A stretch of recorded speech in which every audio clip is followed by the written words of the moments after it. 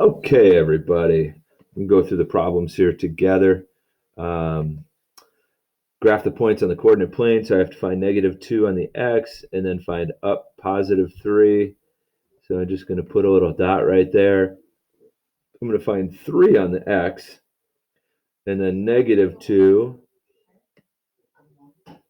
Oops, you know what? That got a little bit big, so I'm going to erase that and go back to drawing. So it's 3 on the x and -2 on the y. Put a little dot there. Then I'm going to go -2 on the x, -3, -2 on the x, -3 on the y. Put a little dot there. And then I have 3 on the x and 2 on the y. So I'm going to put a dot here. Okay. So let me get my shapes out, pull out a line, and let's draw this one up. Pretty sure I know what it is already. There's one part, 2 parts, 3 parts, or 3 lines, and we're almost all the way connected to form a trapezoid. Okay. So we're going to go ahead and type this in as a trapezoid. All right. So we have a trapezoid. If we remember the definition, or not the definition, but the formula for the area of a trapezoid, so we put area of trapezoid equals, and this was 1/2 of the base 1 plus base 2 times the height. So for ours, a equals 1/2 of base 1 is 1, 2, 3, 4, 4 plus this one would be base 2, the other base of a different length. 1, 2, 3, 4, 5, 6 times the height, and that's going to be the distance between the two bases. So that's 1, 2, 3, 4, 5. So times 5. So 1/2 of 4 plus 6 is 5 times 5 is just like 5 times 5. That equals 25 square units. Go ahead and check that out. And we'll go ahead and do problem 3. Again, we have plot the points. So I'm going to start with a -2x and a +5y. Then I'm going to do a 3x and a -3y. And then I'm going to do a -2x and a -3y. And then I have a +5x and a 2y.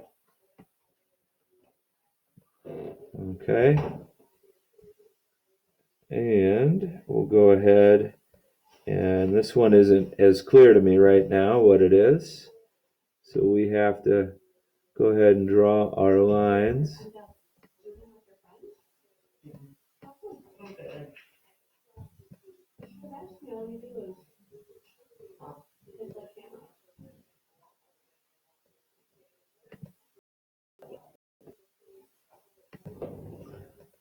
So this one is just a quadrilateral. It does not fit in our special criteria. So we can just put in quadrilateral. Oops, gotta spell it right. Okay.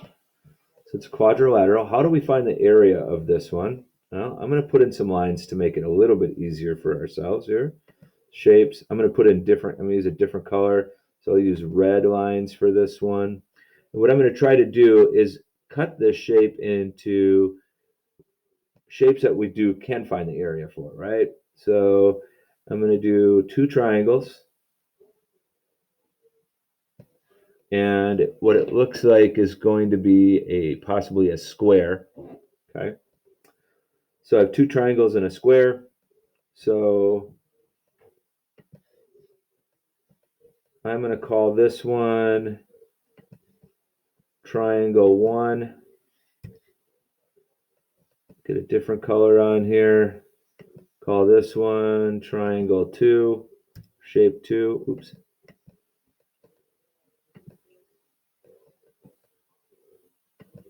Oh, that one changed to green. Sorry. Call that one 2. And then we'll call this square 3. So 3. And Mr. Barnett's struggling a little bit with this here. Okay, so the green 3 is in the square, the blue 2 is in one of the triangles, and the orange 1 is in the other triangle. So we have to figure out. We have triangle 1. It has a height of 3 and a base of 1, 2, 3, 4, 5, 6, 7. So we know that the base of a triangle, or the area of a triangle, equals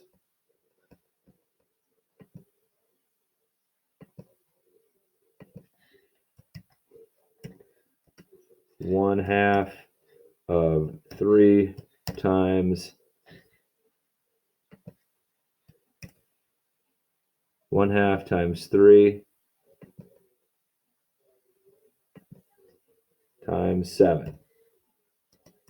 And that equals 21 times 1/2, which is 10.5 units squared. Okay, so that's area of 1. Insert another text box.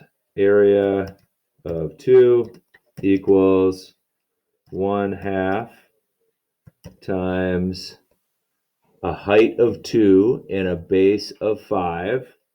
2 times 5, which equals 1/2 of 10, or 5 units squared. And then area of 3, move this guy over a little bit,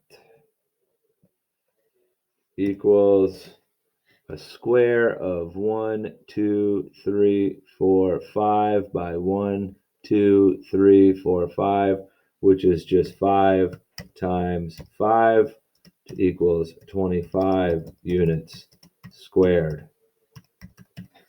So I have all of these set up just as so.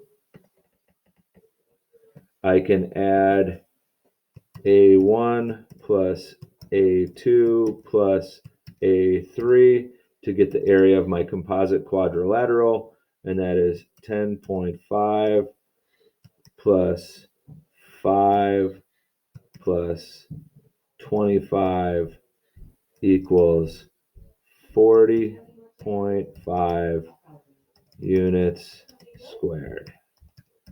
Hope this helps. Bring your questions to either the Zoom or to office hours. Guys did great. Thank you for tolerating me trying to use the Kami application. I would love to know what you like better, me doing it on pencil under the document camera or using Kami.